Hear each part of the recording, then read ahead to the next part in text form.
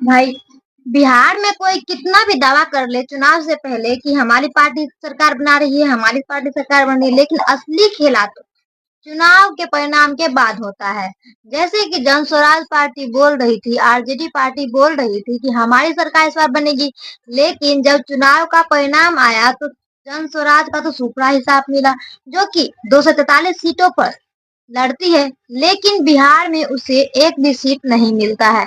तब जाकर जन स्वराज का तो जमानत ही जब्त हो जाता है कि जो पार्टी 3 साल से ग्राउंड पे जा जाकर मेहनत कर रही है, उस पार्टी को एक भी सीट क्यों नहीं मिली, क्यों नहीं जनता उस पर अपना भरोसा दिखा पाई, क्यों नहीं जनता इस बार उस पार्टी को मुख्यमंत्री बनाई। लेकिन बिहार में कुछ भी हो जाए, बननी तो बीजेपी की ही सरकार है, चाहे जैसे भी बने, बननी तो बीजेपी की सरकार है।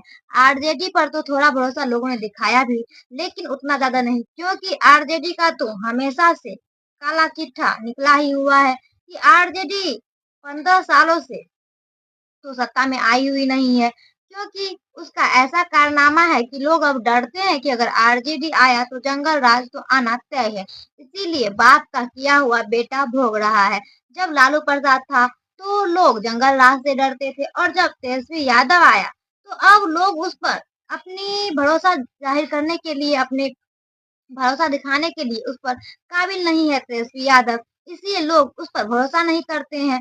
चाहे चुनाव से पहले कितना भी तेजस्वी यादव की रैलियों में भीड़ हो, जनसैलाब आए, लेकिन कोई कुछ काम नहीं आता है। चुनाव के बाद तो जीतनी बीजेपी को ही है, और हुआ भी कुछ ऐसा ही। यादव चुनाव से पहले बड़े बड़े वादे कर रहे थे कि हर घर नौकरी मिलेगी, हर घर बिजली फ्री होगी, गैस 500 रुपए हो जाएगा, लेकिन जब तेजस्वी यादव से पूछा गया कि आप हर घर नौकरी कैसे देंगे, तो उस पर तो तेजस्वी यादव चुप रहे। जब इसकी चुप्पी का पता जनता को लगा तो जनता जान चुकी थी कि तेजस्वी यादव तो वादे बड़े बड़े कर रहे हैं, लेकिन ये निभाएंगे कितना, ये तो जनता को पहले ही पता चल चुकी थी। इसीलिए जनता ने उसे ऐसा करारा थप्पड़ जड़ा है कि अब वो सोच कर भी ऐसा कुछ नहीं करेंगे जो जनता के हित में नहीं होगा। लेकिन वो करेंगे भी कैसे, क्योंकि वो तो सत्ता में आए नहीं।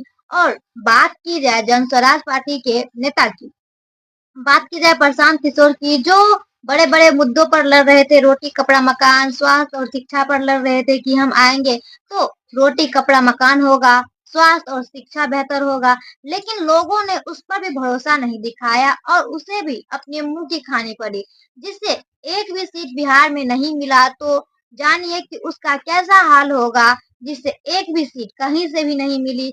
वो वोट कटवा पार्टी की तरह रह गई, बस उसने वोट काटा और कुछ नहीं किया। कहीं 5,000, कहीं 7,000, कहीं 15,000, ऐसे ही वोटों से वो रही, जनस्वराज पार्टी रही, इसलिए उसका तो एक भी सीट नहीं मिला। और बात की जाए मुकेश सहनी की, तो उसका तो खाता तक नहीं खुला, उसने 0 वोट पाए। और जब ऐसा होता है आरजेडी की पार्टियों में, तो पता तो चलेगा है कि लोग क्या कर रहे हैं। लोगों ने तो जनसैलाब में खूब भीड़ दिखाया, खूब उत्साह दिखाया कि हम इस बार आरजेडी के साथ है, लेकिन लोगों ने बता दिया कि भैया ये बिहार है, बिहार में कुछ भी हो सकता है। बिहार में चुनाव से पहले आकलन लगाना कि ये पार्टी जीत रही है, ये बहुत ही बड़ी मूर्खता है। प्रशांत किशोर जो ये दावा कर रहे थे कि नवंबर में नीतीश कुमार सीएम नहीं रहेंगे, अगर वो सीएम रहे तो मैं इस चुनावी करियर से इस्तीफा दे दूंगा, अगर वो इस बार सीएम बने तो मैं इस चुनावी करियर में कभी नहीं आऊंगा और मैं सदा सदा के लिए चुनाव से गायब हो जाऊंगा। लेकिन इस बात में कितनी सच्चाई है कि प्रशांत किशोर अब राजनीति में नहीं आएंगे, वो राजनीति से इस्तीफा दे देंगे। इस बात में तो सच्चाई भविष्य में पता चलेगी, लेकिन उस कही हुई बात तो अब झूठ हो गई है।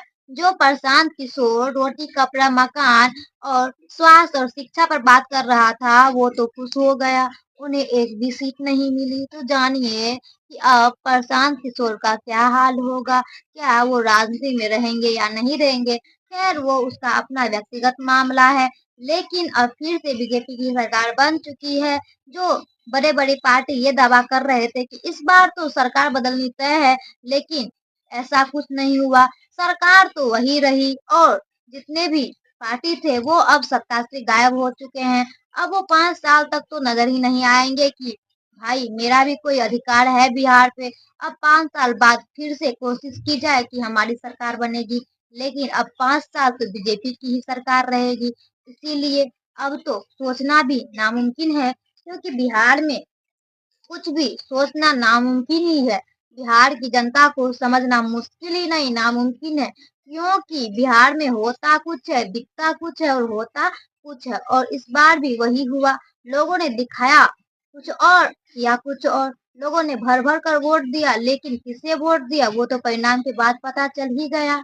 बिहार की जनता क्यों नहीं नई पार्टी पर अपना विश्वास दिखा रही है? क्यों नहीं नई पार्टी को ला रही है? क्यों बार-बार बीजेपी को ही ला रही है? क्योंकि बीजेपी ने उन्हें इतना अधिकार दे दिया है कि वो खुद से कमा सके, खुद से खा सके और वो स्वतंत्र रूप से रह सके। कोई उस पर दबाव नहीं डाले। बात की जाए आरजेडी की, तो आरजेडी के सत्ता काल में तो पता ही है कि क्या से क्या हुआ और क्यों आरजेडी को लोगों ने बिहार से खदेड़ कर भगा दिया, तो आपको पता ही होगा। और बात वहाँ अगर जन स्वराज पार्टी की जाए, जो बिहार में नई पार्टी थी, लोगों ने उस पर भी भरोसा, ज़रा-सा भी भरोसा नहीं दिखाया, क्योंकि लोगों ने बता दिया कि बीजेपी से बेहतर कोई पार्टी नहीं है। चाहे जो भी हो जाए, हम वोट तो बीजेपी को ही देंगे, चाहे कितनी भी जनसलाह क्यों ना आ जाए, कितने भी रैलियों में भीड़ क्यों ना लग जाए, लेकिन असली खेला तो चुनाव के बाद होगा। और हुआ भी ऐसा ही कि बिहार की जनता ने बता दिया कि हम जिस थाली में खाते हैं, उस थाली में छेद नहीं करते हैं, और ऐसा ही बिहार की जनता ने किया। आप भाजपा के जीतने से खुश है या नहीं है? कमेंट में आप ज़रूर बताएँ, और ये भी बताएँ क्या भाजपा को सत्ता में आनी चाहिए थी या नहीं? कमेंट में ये भी बताएँ।